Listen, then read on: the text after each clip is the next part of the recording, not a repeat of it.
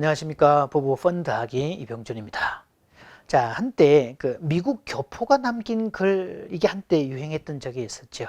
한 뭐 20년, 30년 전에 미국으로 이민을 갔던 분이 아주 오랜만에 고국을 방문했더니 기절초풍을 하게 되었다는 이야기들. 스크린 도어가 있는 지하철이며, 뭐 거미줄까지 뻗어진 도로망이며, 뭐 이렇게 자동문이 닫히고 말이죠. 뭐 주차 딱 들어가면 딱 자동으로 열리고 뭐 이런 것들. 친구 집에 놀러 갔더니 세상에 얼마나 창문이 부드럽게 열리는지 계속 그걸 열었다 닫았다 하는 바람에 그 친구가 왜 그러냐고. 아니 우리는 열다 보면 이탈이 돼서 막 떨어지기도 하는데 소리도 없이 열린다고. 그래서 미국 촌놈이라고까지 욕들었다는, 자, 그런 내용을 쭉 바라보면서 한국이란 나라가 정말 전 세계에서 가장 탁월한 나라가 되고 있고 엄청난 나라가 되었다는 사실을 강조하지요. 근데 마지막에요. 그럼에도 불구하고 한국 사람들 입에서 나오는 말은 전부 다 죽겠다는 말이었답니다. 도대체 왜 그런지 나는 이유를 모르겠다. 물음표를 던지고 갔다는 그런 내용이었네요. 자, 그 내용을 바라보면서 이분이 했던 말 중에 이런 표현이 있었습니다. 한국에는 전세라는 탁월한 제도도 있는데, 요 문구였어요. 정말 다른 나라에는요, 전세라는 개념이 없답니다. 들어갈 때 그대로 가지고 왔던 돈을 몇 년을 살고 나오는데 그대로 돈을 받아 나오는 그 시스템인데, 다른 나라는 그런 개념이 없다고 그러죠. 오로지 월세 개념. 딱 들어가면 이렇게 일정 금액 까먹는 그런 개념들인데, 우리나라는 전세라는 개념이 있더라는 거죠. 되게 내 집 마련을 할 때 전세 자금을 딱 기본적으로 준비해 놓고, 그리고 또 돈을 모아서 이제 집을 구입하게 되는 그런 과정들인데요. 자, 물론 그런 제도가 있긴 하지만 한국이란 나라에서 사실 집 구하기는 하늘의 별따기입니다. 뭐 어떤 경우는 생활비를 전혀 하나도 안 쓰고 월급을 고스란히 통장에 저축한다 할지라도 20년, 30년이 되어도 집을 살 수 없는 경우도 대부분 많다는 거죠. 그래서 많은 사람들이 대출을 내서 집을 구할 수밖에 없는, 그러다 보니까 집이 있기는 한데 뭐 이자 감당해야 되는 하우스 푸어가 또 그렇게 많다는 분들도 들어있죠. 그래서인지 우리의 목표 중에 내 집 마련, 이 목표 때문에 추락 일하고 내 집 마련 다 해놓고 이제 살만하다가 덜컥 병에 걸려서 병 고치려고 내 집을 또 팔아버리는, 자, 그런 가슴 아픈 일들이 많이 생기기도 하죠.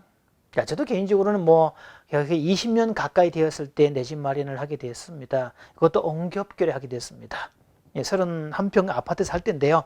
아침에 뜬금없이 부동산에서 집 보러 온다는 거였습니다. 뭔 소리냐, 우리 집 내놓은 적 없다. 그랬더니 주인이 급전이 필요해서 집을 내놓았다는 겁니다. 아니 어떻게 세입자가 살고 있는데 1차 통지도 없이 그럴 수가 있냐고. 이렇게 이제 따지는 과정 여차저차 하다가 결국은 그 상황이 우리가 나갈 수 있는 상황이 아니었습니다. 때는 10월 달이었고요. 그때 고3짜리 수험생도 있었고요. 이사철도 아니었고요. 나가는 것도 문제지만 집을 구할 수 없다는 것도 문제였고, 여차저차해서 결국은 우리가 집을 사게 되었는데, 뭐 온갖 돈들을 다 모으고 대출까지 내서 집을 구하긴 했습니다. 덕분에 뭐 이제 집을 구하긴 했었지만 참 그 과정을 보면서 안타깝기도 하고 참 씁쓸하기도 했었네요. 뭐 주변에 축하하는 분들은 한국에서는 그렇게 하지 않으면 집 못 사, 뭐 이렇게 말하는 분들도 많긴 했지만, 사실 우리가 이런 현상 때문에 내 집 마련을 포기하게 되는, 이 청년들 입장에서는 결혼해서 그 지금 집값에 해당되는 그 돈을 벌 자신이 없기 때문에 아예 포기하게 되는 현상도 대부분 많다는 거죠. 자, 그런데 집에 관한 생각을 조금만 다르게 하면, 결혼을 한다는 말은 내 집 마련을 하는 게 아니라 사실은 그거는 하우스에 해당이 되고요. 결혼이란 홈을 갖게 된다는 겁니다. 가정을 갖게 되는 거지. 순위로 따지면 가정이 우선이고 집이 뒤에 문제지, 그 순서가 바뀌게 된다는 건 아니라는 거죠. 우리가 늘 그렇게 표현 쓰지 않습니까? 뭐 침대는 살 수 있지만 잠은 살 수 없다는 표현처럼, 가정을 먼저 꾸리게 되면 사실은 그 집은 2차적인 부분이 된다는 거죠. 따라서 이쪽에서 행복을 추구하는 사람은 그 2차적인 부분이 불편해도 그거는 불편의 조건이지 불행의 조건은 아니라는 겁니다. 따라서 오히려 반대로 내 집 마련이라는 이 집을 먼저 구하겠다고 그렇게 아등바등 싸운다면, 결국은 집 마련했는데 가족이 깨진다면 그렇게 어리석은 일이 어디 있을까요? 그래서 우리는 때로는 이 통계라는 부분을 무시할 필요가 있습니다. 저도 머리에 박혔던 말은요. 되게 한국이란 사회에서는 결혼하면 결혼 10년 안에 집 마련해야 된답니다. 솔직히 저는 그 말 들을 때마다 자괴감에 빠졌습니다. 나 무능하구나. 근데 이 통계는 사실 믿을 만한 것들이 뭔데입니다. 이 세계 3대 거짓말이 있다고 그러지 않습니까? 처녀가 시집간다는 이야기고 장사가 미친다는 이야기고 하나는 통계라는 사실. 사실 그 통계라는 거요. 우리 사회적 불안을 조장하는 장치지. 그래서 그렇게 바람직한 것들은 아닙니다. 정말 엉덩이를 걷어 차고 싶은 생각이 들 때가 있죠.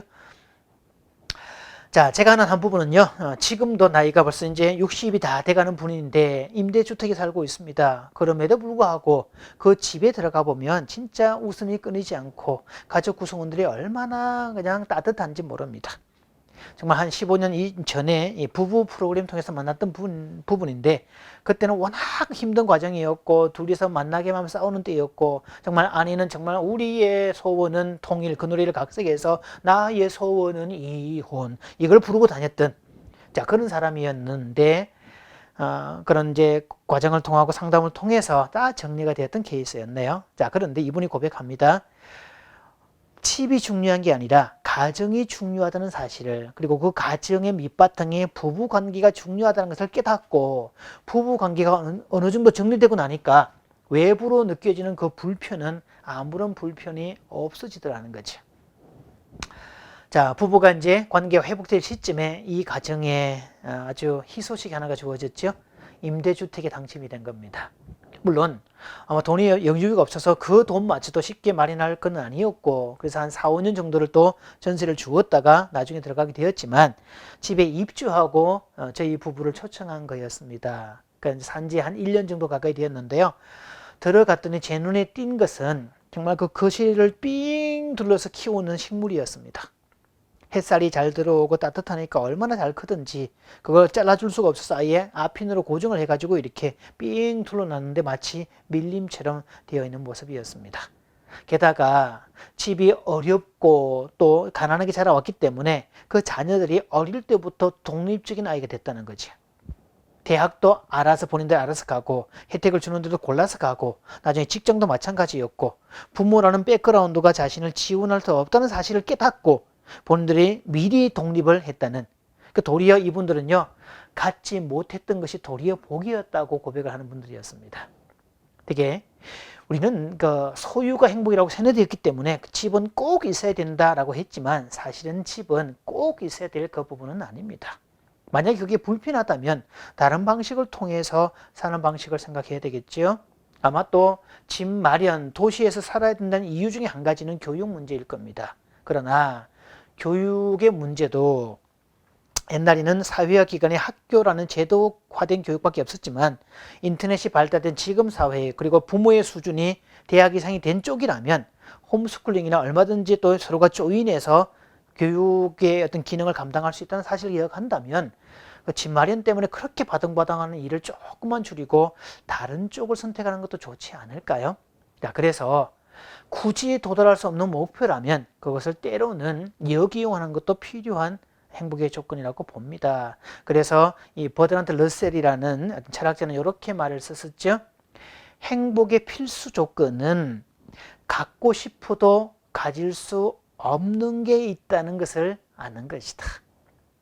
자, 여러분도 그렇게 되기를 바랍니다. 고맙습니다.